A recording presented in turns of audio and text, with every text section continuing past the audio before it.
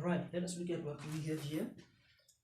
In an experiment, the number of germs in a test tube at any time t in second is given by the equation g at t is equals to 3t squared plus 2. We are required to determine the number of germs in a test tube after 4 seconds. We are also required to determine the rate of change in the number of germs after 4 seconds. Now I want us to understand the definition of the derivative, colleagues. The definition of the derivative, remember, it is said to be what? It is said to be the gradient of a tangent to a function at a point. Also, we also have a second definition of the derivative. It is said to be what? The derivative is said to be the rate of change of a function at a point. So that simply means that answers what? It answers this question.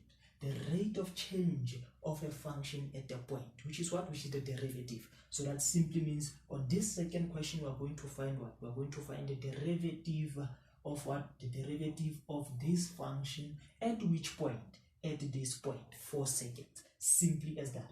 Now, the first question here, determine the number of germs in a test tube after 4 seconds.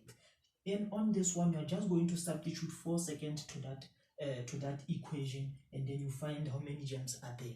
But before we answer that one, let us first find out how many germs were there in a test tube at 0 seconds, at initial. We are going to have g at 0, which will be 3 into 0 all squared plus 2, which will be how much? It will be 2 germs. So initially we had how many germs? Initially we had 2 germs in a test tube. Now let us see how many germs are there in a test tube after 4 seconds. So we're going to have g at what? G at 4 seconds, which is equals to 3 into 4 seconds all squared plus 2. When you simplify this, you get 50. So after 4 seconds, we have how many germs? We have 50 germs. So that simply means these germs are changing very fast, or they are increasing very fast. Now the second question, it will answer us, or it will give us the speed of germs. How fast or slow are the germs increasing in a test tube? Now let us take a look at this one. Determine the rate of change in the number of germs after 4 seconds. Rate of change, remember what did we say the rate of change is? Is it there? It is the derivative. So we have g at t is equals to 3t squared plus 2.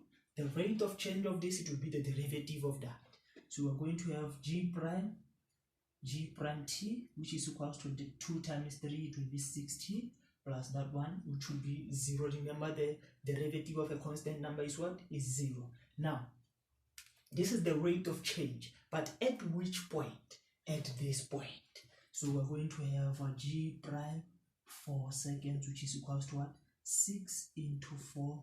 I think you are going to have 24. So in other words, the speed of the germs is 24. They are increasing at the speed of 24. So initially we had 2 germs in a test tube. Now after 4 seconds, we have how many germs? We have 50 germs in a test tube. How fast are they increasing? This is their speed.